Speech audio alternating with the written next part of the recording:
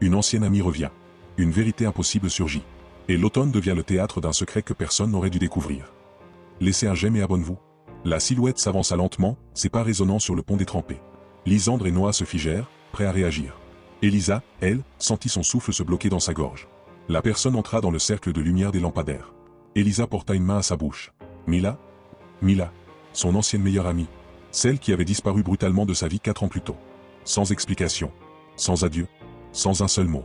Ses cheveux noirs étaient collés par la pluie, ses yeux sombres comme la nuit automnale. Elle paraissait à la fois épuisée et déterminée.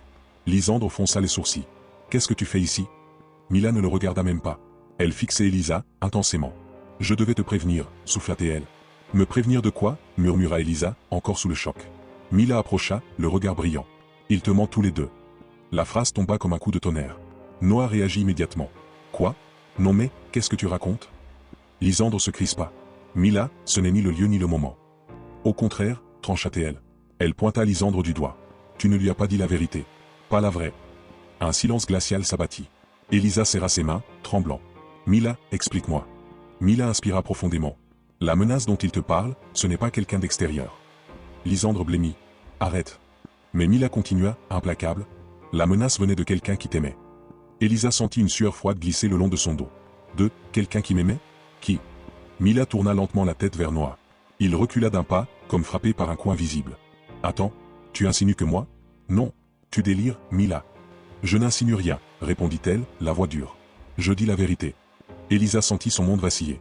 Lysandre se passa une main sur le visage. Noah, livide, se mit à secouer la tête. « Elisa, tu me connais.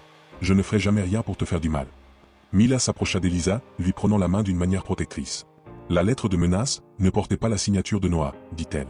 Un instant de soulagement traversa Elisa. Mais Mila ajouta. « Elle portait celle de quelqu'un que tu n'as jamais soupçonné. » Elisa sentit son cœur se serrer. « Qui alors ?» Mila recula d'un pas. Elle paraissait terrifiée, comme si dire ce nom risquait de tout briser. Un éclair illumina brusquement le ciel. Puis Mila souffla, presque inaudible. C'était signé, par ton père. Elisa chancela, ses jambes fléchissant. Noah la rattrapa d'instinct. Lysandre resta pétrifié. Mila semblait prête à encaisser une tempête. Le vent se leva, faisant voler les feuilles rouges comme un tourbillon de sang.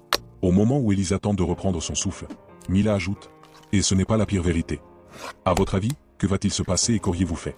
Dites-le moi en commentaire, et je vous dis à demain pour la suite. »